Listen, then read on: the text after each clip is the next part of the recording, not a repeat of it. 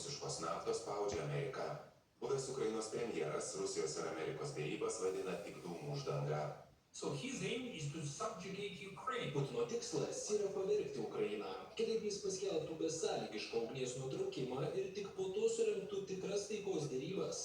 Taigi nėra abejonės, kad Putinas vedžioja prezidentą Trumpą už nosies. Jis pažemino prezidentą Trumpą Ankoridže ir dabar daro tą patį Maskvoje. Taigi jo tikslas buvo pirma atidėti ir apeiti sankcijas, antra užkirsti kelią Rusijos turto konfiskavimui, trečia įvalyti pleištą tarp ES ir Jungtinių valstijų, o ketvirta parodyti visiems, kad jis elgėsi sąžiningai, bet jis neturi sąžinės.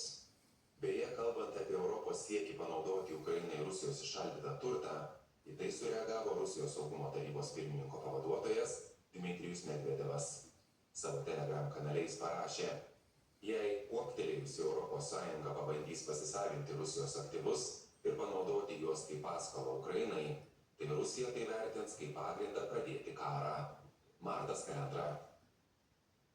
Kalėdinėms dovanoms Lietuvos žmonės išleidžia vis daugiau. Sako, gruodį nelinkę taupyti ir daugelis prieš didžiąsias metų šventes išlaidų net neskaičiuoja.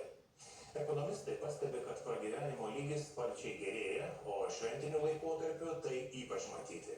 Nors mugių prekybininkai pirkėjų antplūdžio dar nepajuto, rodo Domantė Slapinskaitė. Iki kalėdų 3 savaitės, bet dovanas nupirko dar ne visi. Ne, dar nesusipirkusi, bet jau žinau, iš tikrųjų, ką pirksiu.